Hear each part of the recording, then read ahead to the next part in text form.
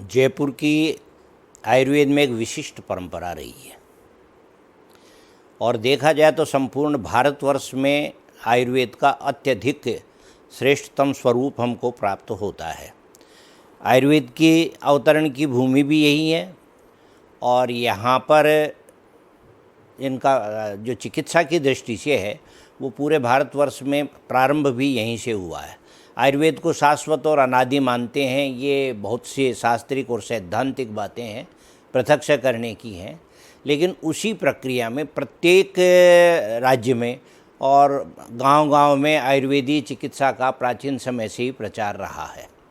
ऐसी स्थिति में जयपुर एक विशेष रूप से यहाँ प्रसिद्धि प्राप्त की, उसमें कुछ महत्वपूर्ण और ऋषितुल्य लोगों का योगदान है। यदि हम जयपुर के पिछले 200 वर्ष के इतिहास, बल्कि यूँ कहें 300 वर्ष के इतिहास पर जाएं, तो जब से जयपुर की स्थापना हुई तो महाराजा जय सिंह ने संपूर्ण भारतवर्ष के अलग अलग स्थानों से अलग अलग विद्वानों को यहाँ बुला करके और उन विषयों का यहाँ पर विस्तार किया, प्रसार किया, प्रचार किया। ऐसी स्थिति में गुजरात से भट्ट परिवार को आयुर्वेद की दृष्टि से लेकर के आए।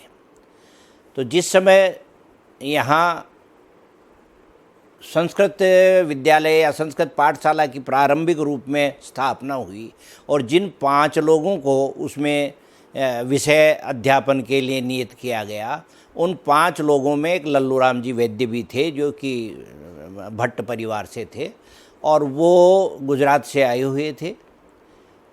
एक विषय आयुर्वेद का भी रखा गया और उसी पाठशाला को बहुत जल्दी, थोड़े से समय में, क्योंकि वो पाठशाला की बात है सन 1845 की, तो उसके बाद में इस स्थिति में हम पहुँचे कि सन 1865 में संस्कृत कॉलेज के रूप में इसकी पूर्ण रूप से स्थापना हो गई थी। यहीं से इस बात को सोचें तो आयुर्वेद का एक विद्यालयीय, बल्कि यूँ के महाविद्यालयीय स्वरूप में स्थापना यहीं से हुई है। उससे पहले परंपरागत रूप से आयुर्वेद चलता था और उसमें प्राथमिक रूप से नियुक्ति हुई इनकी लल्लू राम जी वैद्य की। उन्हीं के पुत्र कृष्ण राम जी भट्ट वो कुछ समय बाद यहाँ अध्यापक रूप में रहे। उनकी अल्पायु में, लगभग 49 वर्ष की आयु में देहांत हो गया और सन 1897 में उनका देहांत हो गया था। इस काल में सबसे बड़ी जो उपलब्धि हुई, उन्होंने बहुत से ऐसे योग्य निष्णात चिकित्सक तैयार किए जो अध्यापक, चिकित्सक, अन्वेषक हर तरह से आयुर्वेद का प्रचार प्रसार करने की प्रक्रिया में संलग्न थे। तो ये जयपुर का सौभाग्य है कि यहाँ स्वामी लक्ष्मी राम जी जैसी मूर्ति ने जन्म लिया, अवतरण लिया, यूँ कहना ज़्यादा ठीक रहेगा, और अवतरण हुआ उनका। और मांग्यावास जो वर्तमान में मानसरोवर के आसपास का स्थल है, जहाँ ये पृथ्वीराज नगर बसा हुआ है अभी, ये मांग्यावास था और यहाँ का एक ब्राह्मण परिवार में उनका जन्म हुआ। अब उनके जो जन्म के पहले से ही उनके चाचा जी चंदनदास जी के नाम से दादू संप्रदाय में दीक्षित हो चुके थे। दादू संप्रदाय एक बहुत बड़ी परंपरा है साधु सन्यासियों की और प्रत्यक्ष विवेचनीय विषय भी है। तो उसमें ब्रह्मचारी स्वरूप में स्थित रहने वाले ये साधु लोग अनेक प्रकार के विषयों के विद्वान हुआ करते थे, आज भी हुआ करते हैं। उनमें दादू संप्रदाय में यहाँ जयपुर में चंदनदास जी महाराज इस छंद शास्त्र के अत्यंत विद्वान थे और इसके अतिरिक्त आयुर्वेद के भी विद्वान थे और चिकित्सा कार्य भी वो करते थे। वो वहीं से मांग्यावास जो पृथ्वीराज नगर है वर्तमान में, वहाँ के ब्राह्मण परिवार से दादू संप्रदाय में आए हुए थे। उन्होंने अपने ही भाई की संतान के रूप में ये जो लक्ष्मी राम जी महाराज थे, इनको, उनके भाई थे बुरा राम जी के नाम से थे, उनके पुत्र थे ये लक्ष्मी राम जी। उन्होंने उनको गोद ले लिया, गोद क्या, दादू संप्रदाय में दीक्षित कर लिया, और दीक्षित होने के बाद अपने पास ही रखा और उनका अध्ययन अध्यापन की प्रक्रियाएं प्रारंभ की। लगभग 7 वर्ष के थे वो, 5 वर्ष के थे तब तो दीक्षा इनको यहाँ रखा, और 7 वर्ष की उम्र में ही दीक्षित कर लिया, उनको प्रशिक्षण कार्य भी चालू कर दिया, पढ़ाई लिखाई भी। लेकिन वो बहुत अधिक समय तक जीवित नहीं रह पाए, उनका देहांत हो गया जब ये लगभग 10 वर्ष के थे तभी, और उत्तराधिकारी के रूप में इन्हीं को उनकी गद्दी पर बैठाया गया। उन्हीं के अत्यंत सन्निकट एक संत और थे गोवर्धन दास जी महाराज, उन्होंने इनका हर तरह से पालन पोषण अपने हाथ में लिया, स्वामी लक्ष्मी राम जी का। और फिर अध्ययन, कुशाग्र बुद्धि थे ये, अध्ययन इनका प्रारंभ हो गया। ये संस्कृत की परंपरा यहाँ जयपुर में बहुत पहले से रही, जयपुर की स्थापना से रही, और इसको अपराकाशी के नाम से जाना भी जाता है। अत्यंत संस्कृत के श्रेष्ठतम विद्वानों की यहाँ स्थिति रही है, विद्वान यहाँ उत्पन्न भी हुए हैं। और ये जब कॉलेज की स्थापना हो गई 1865 में, तो उसके बाद इस तरह के विधिवत शालीन स्वरूप में विद्वानों की परंपरा का प्रचलन यहाँ हुआ। ऐसी स्थिति में इन्होंने पहले संस्कृत का अध्ययन किया, प्रवेशिका की, उसके बाद उपाध्याय की। तो उस उपाध्याय के समय में ही यहाँ ऐसे अलग अलग विषयों की व्यवस्था थी, कोई ज्योतिष, व्याकरण, साहित्य, वेद इत्यादि अलग अलग विषय लेते थे। तो उसी में आयुर्वेद का विषय भी था, तो इन्होंने आयुर्वेद को चुना। और आयुर्वेद को चुनने में एक कारण ये भी था कि इनके जो दीक्षा गुरु थे चंदन दास जी महाराज, वो भी यही चाहते थे कि आयुर्वेद का विद्वान बने। ये सामान्य प्रक्रिया में चलते रहे। कृष्णराम जी भट्ट उद्भट विद्वान थे, संस्कृत के, व्याकरण के, साहित्य के, आयुर्वेद के। इन्होंने बहुत अच्छी ग्रंथ रचना भी, साहित्य रचना भी की है। और सबसे बड़ी बात, वो आयुर्वेदीय चिकित्सा में पारंगत विद्वान थे और औषधि निर्माण में अत्यधिक दक्ष औषध निर्माता थे। तो ऐसे विद्वान गुरु के पास इन्होंने अध्ययन किया, शास्त्र का अध्ययन किया। और शास्त्र का अध्ययन भी बहुत गहराई से जाने की ज़रूरत उसमें है नहीं, क्योंकि ये वहाँ उपाध्याय करने के बाद बिसोगर में प्रवेश लिया, बिसगवर तक ही। बिसगवर का तात्पर्य है कि उस समय एक उपाधि चलती थी आयुर्वेद में, तो उसको बिसगवर तक का ही अध्यापन की व्यवस्था थी।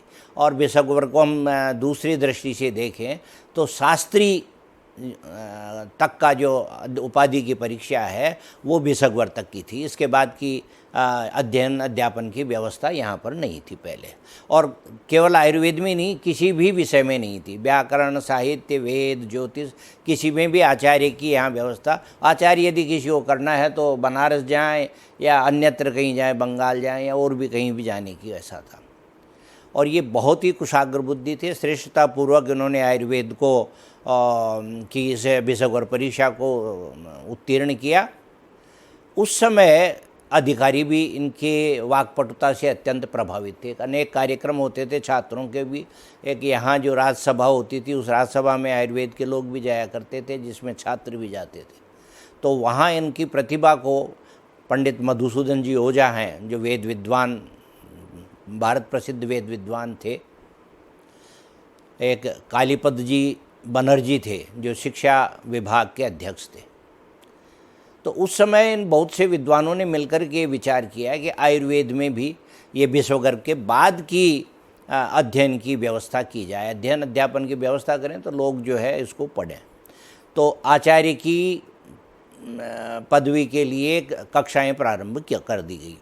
और ये आप देखिए कि पूरे इस महाविद्यालय में, बल्कि राजस्थान में, यहाँ जयपुर में शास्त्री की हर विषय में परीक्षा की व्यवस्था थी, आचार्य की नहीं थी। केवल आयुर्वेद के आचार्य की व्यवस्था हुई। और सन 1995 में स्वामी लक्ष्मी राम जी ने इस आचार्य परीक्षा को उत्तीर्ण किया। और किसी भी विषय में आचार्य परीक्षा पास करने वाले ये पहले व्यक्ति थे, केवल आयुर्वेद में नहीं बल्कि किसी भी विषय के आचार्य में। और आचार्य परीक्षा पास करने के बाद ये अपने गुरुजी कृष्णराम जी भट्ट के पास ही जो है प्रायोगिक कार्य करने लग गए। कृष्णराम जी भट्ट जैसे कि मैंने कहा बहुत सिद्ध हस्त चिकित्सक होने के साथ साथ अच्छे साहित्य निर्माता भी थे। तो उन्होंने क्या किया कि संपूर्ण भारतवर्ष में अलग अलग स्थानों पर जो छोटे छोटे नुस्खे औषधियों के रूप में, चमत्कारी रूप में प्रचलित थे, उन योगों को एकत्रित किया अलग अलग स्थानों पर। कई उनके शिष्य थे, कई मिलने वाले थे, तो कहीं पर उन्होंने वैसे ही श्रद्धापूर्वक लोगों ने उनको बताया, कईयों से उन्होंने उसका मूल्य दे करके भी खरीदा, और इस प्रकार से उन संपूर्ण योगों को एकत्रित करके सिद्ध भेषज मणिमाला नाम के एक ग्रंथ की रचना की। अब उस ग्रंथ की जो रचना उन्होंने की, उसके पद्य अत्यधिक दुरूह संस्कृत में है, बल्कि यूँ कहें कि ढूंढाड़ी भाषा, संस्कृत भाषा और अन्य दूसरे भी प्रचलन में चलने वाले जो विशिष्ट शब्द हैं उनका प्रयोग किया, और ऐसा प्रयोग किया कि बिना टिप्पणी के वो समझ में नहीं आ सकते थे। तो टिप्पणी या तो कृष्णराम जी भट्ट खुद करते या उनका निकटतम कोई व्यक्ति करता। तो कृष्णराम जी भट्ट बिस्गाचार्य कर चुके थे, इनके पास कार्य कर रहे थे, तो उन्होंने कहा कि आप इसकी टिप्पणियाँ लिखो। तो 1400 से अधिक श्लोक उस ग्रंथ में है, सिद्ध भेषज मणिमाला में। उस पर लगभग 2400 के आसपास, 2300 और कुछ 70 के आसपास की टिप्पणियाँ इन्होंने की। और यदि उन टिप्पणियों को नहीं पढ़ा जाए तो मूल श्लोक समझ में नहीं आते कई जगह।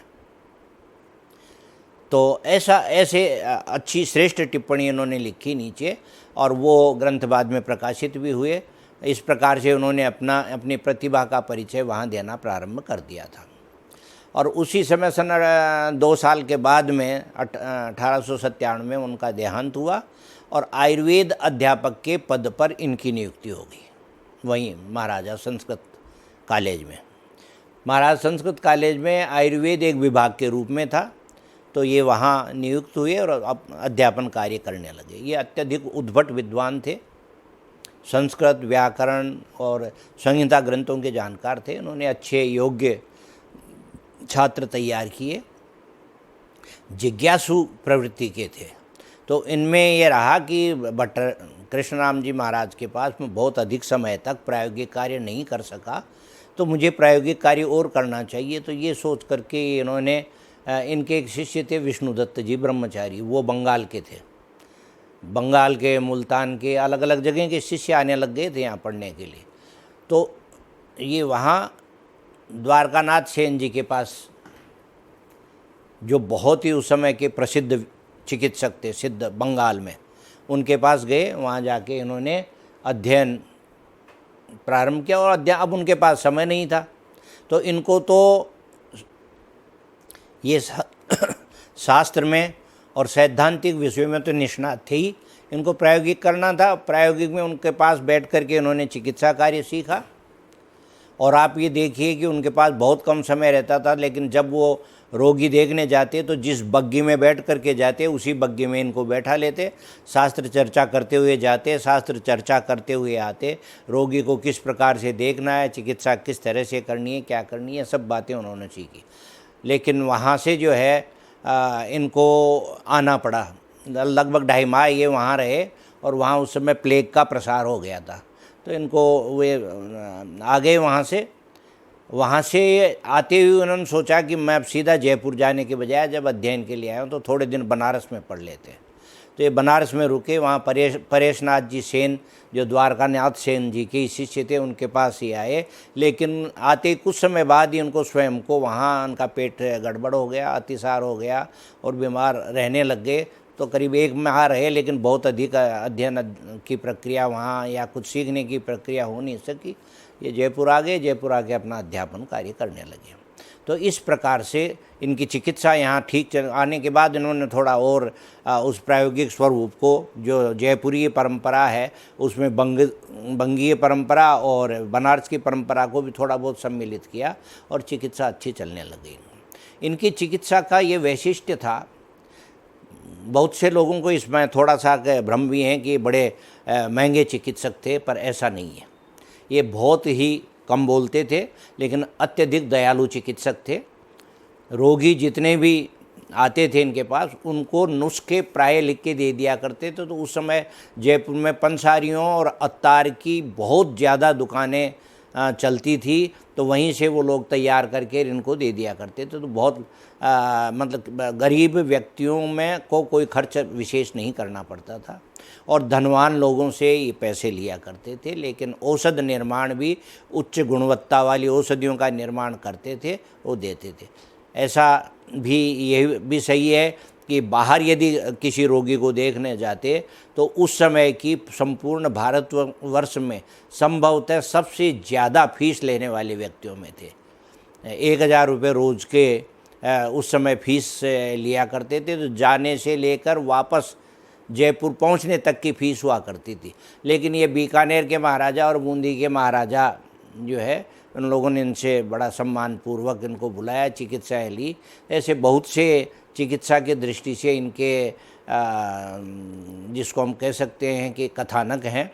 बहुत से बड़े बड़े लोगों की भी चिकित्सा की और गरीबों की भी चिकित्सा की। और दूसरी बात ये है कि शास्त्र का अध्ययन अध्यापन कराने के साथ ये जितनी भी संभाषा परिषद हुआ करती थी, सेमिनार्स जिनको आजकल बोलते हैं, इनमें ये जाया करते थे। और वहाँ शास्त्र चर्चा में, जैसे सन 1935 में त्रिदोष चर्चा परिषद हुई बनारस में, तो वहाँ ये गए। उससे पहले हम ये देखें कि भारतवर्ष में इस पिछली शताब्दी में सन 1921 से लेकर के सन 1930 तक का समय ऐसा था कि आयुर्वेदीय शिक्षण में अनेक प्रकार के परिवर्तन के लिए अलग अलग राज्यों ने अलग अलग प्रकार की कमेटियां बनाई विद्वानों के उसमें, कि हमको आयुर्वेद को बढ़ाने के लिए क्या करना चाहिए। तो उसमें एक सन 1921 में मद्रास में एक मोहम्मद उस्मान विद्वान थे, उनकी अध्यक्षता में कमेटी बनाई उस्मान कमेटी के नाम से। वो कमेटी सन 1923 में जयपुर भी आई। तो उसमें इन्होंने अपना साक्ष्य दिया। साक्ष्य बोलते हैं वो उन्होंने जो भी बातें पूछी प्रश्न रूप में, तो उन्होंने लिखित में उत्तर दिया, और वो आयुर्वेद विज्ञानम के नाम से प्रकाशित भी है। और बहुत ही उत्तम श्रेणी के विचार इन्होंने प्रस्तुत किए कि हम आयुर्वेद की उन्नति के लिए क्या क्या कर सकते हैं। उनमें से बहुत सी बातें ऐसी हैं जो वर्तमान में उनमें या तो आयुर्वेद के शिक्षण में सम्मिलित किया जा चुका है या सम्मिलित करने की प्रक्रियाएं चल रही हैं। तो ये इनकी दूरदृष्टि का परिचायक है। और उसके बाद इन्होंने क्या कि सन पहले ही 1921 के पहले की बात है कि आयुर्वेद महासम्मेलन की स्थापना हो चुकी थी भारतवर्ष में। शुरू में उसको आयुर्वेद महामंडल के नाम से जाना जाता था। उसका छठा अधिवेशन सन 1914 में कलकत्ता में हुआ, और उसका अध्यक्ष अधिवेशन का इनको बनाया गया, जो कि पूरे भारतवर्ष में बहुत ही सम्मानजनक बात थी। तो उसमें जो अध्यक्षीय भाषण इन्होंने दिया वो संस्कृत में दिया गया भाषण था, और वो भी वैज्ञानिक परिप्रेक्ष्य में है, बहुत ही सुंदर संस्कृत भाषा में है। वह भी प्रकाशित है श्री लक्ष्मी राम ट्रस्ट से, और करीब 50 से ऊपर पृष्ठ का है वो। तो ऐसे इनके लेखन के ये 2 कार्य हैं जिनसे ये पता चलता है कि उत्कृष्ट श्रेणी की संस्कृत जानते थे, और अनेक प्रकार के इन्होंने चिकित्सा संबंधी कार्य किए ये हैं। तो ऐसे श्रेष्ठतम विद्वान का यहाँ होना और हमारे लिए इस बात के गौरव की बात है। अच्छा, इन्होंने जितनी भी संपत्तियाँ जो अर्जित की चिकित्सा से, दादू संप्रदाय के होने के कारण साधु स्वरूप इनमें था। पैसा इकट्ठा किया, लेकिन जन कार्य में लगाने के लिए जनोपयोगी कार्य इन्होंने बहुत किए। सन 1919 में भरतपुर का जो कामा एक नगर है भरतपुर क्षेत्र में, उधर उस कामा नगर में एक राजस्थान प्रदेश वैद्य सम्मेलन हुआ, उसमें ये भाग लेने गए थे। वहाँ इन्होंने वहाँ एक धर्मार्थ चिकित्सालय देखा, तो इनके दिमाग में ये बात आई कि क्यों नहीं हम जयपुर में भी ऐसा कर सकते हैं। तो वापस आते ही थोड़े दिनों बाद में सन 1900, क्योंकि इनका प्रभाव सेठ साहूकारों में भी था, राज्य के अधिकारियों में भी था, तो सबको एकत्रित करके सन 1919 में ये जो वर्तमान में जोरी बाज़ार जयपुर में धन्वंतरी औषधालय को हम देखते हैं, उसकी स्थापना इन्होंने की और समय समय पर अभिवृद्धि भी करते रहे। जैसे वहीं पर 1922 में फार्मेसी की स्थापना हुई, सन 1928 में अंतरंगा आतुरालय आरोग्यशाला के रूप में स्थापित किया। ये सब 1919 में जब इन्होंने उसकी धन्वंतरी की औषधालय की स्थापना की तो इनको दिमाग में ये भी आया कि हम क्यों नहीं एक इस प्रकार का विद्यालय महाविद्यालय भी खोलें जिसमें संस्कृत का अध्ययन अध्यापन हो। तो दादू संस्कृत महाविद्यालय के नाम से जो स्थापना की वो सन 1920 में इन्हीं की स्थापना की हुई है। स्थापना करने का तात्पर्य है सर्वाधिक आर्थिक योगदान इन्होंने दिया उस समय और अनेक लोगों से आर्थिक सहयोग वहाँ करवाया और एक श्रेष्ठ संस्थाओं की स्थापना इन्होंने की। और इसके बाद जब ये सन 1933 में स्वयं सेवानिवृत्त हो गए तो अपने अर्जित धन का इन्होंने एक ट्रस्ट बनाया, स्वामी लक्ष्मीराम ट्रस्ट के नाम से, और उसके भी बहुत से नियम इन्होंने स्थापित किए। ऐसे ही उस ज़माने में 2000 रुपये इन्होंने वो BHU बनारस हिंदू विश्वविद्यालय है वहाँ दिए और वहाँ पर एक स्वर्ण पदक की स्थापना जो उस समय करवाई कि जो सर्वोच्च स्थान प्राप्त करे आयुर्वेद में उसको स्वर्ण पदक दिया जाए। इसके बीच में एक बात और है, मालवीय पंडित महामना मदन मोहन मालवीय जी से इनका बहुत अच्छा संपर्क था। वो इनकी विद्वत्ता से इतना प्रभावित थे कि जब उन्होंने वहाँ काशी विश्वविद्यालय की स्थापना की तो उनकी इच्छा ये थी कि आयुर्वेद विभाग के अध्यक्ष पद पर स्वामी जी को रखा जाए। उन्होंने इनको पत्र लिखे और 2-3 माह तक पत्र व्यवहार चलता रहा। अंत में उन्होंने मना कर दिया कि मेरी कुछ परिस्थितियाँ अध्ययन अध्यापन और चिकित्सा की व्यवस्थाएं ऐसी हैं कि मुझे जयपुर में रहना पड़ रहा है, तो ये वहाँ नहीं गए। तो इस प्रकार का एक श्रेष्ठ विद्वान जो संपूर्ण भारतवर्ष में प्रसिद्ध था, जो ऋषि थे, जो अध्यापक थे, श्रेष्ठ चिकित्सक थे और विषय के मर्मज्ञ विद्वान थे। ऐसे चरक संहिता अपने जो मूल संहिता ग्रंथ का जब अध्ययन अध्यापन ये करवाते थे तो मूल संस्कृत की टीकाओं के साथ अध्यापन कार्य करते थे। तो ऐसे श्रेष्ठ विद्वान को, मनीषी को आज के दिन स्मरण यदि हम करते हैं तो ये हमारे लिए गौरव की बात है। ये पुण्य भूमि है जहाँ पर ऐसे महामना ने, श्रेष्ठ महर्षि ने जन्म लिया, कार्यभूमि तपोभूमि अपनी यहाँ रखी। तो मैं पुनः इस श्रेष्ठ दिवस पर अपनी ओर से स्मरण करता हूँ, नमन करता हूँ और संपूर्ण आयुर्वेद जगत उनके प्रति कृतज्ञ है कि आज जो राजस्थान में आयुर्वेद की समुन्नति जिस रूप में देखी जा रही है उसका बीज, इस वटवृक्ष का बीज ऐसे श्रेष्ठ कृष्णराम जी भट्ट और उनके शिष्य स्वामी लक्ष्मीराम जी, फिर उनके बाद उनके शिष्य राजवैद्यानंद किशोर जी, वे भी अत्यधिक श्रेष्ठतम विद्वान यहाँ जयपुर में हुए हैं। ऐसी इस परंपरा में हम लोग रह रहे हैं, हमारे लिए गर्व की बात है, सौभाग्य की बात है। नमस्कार।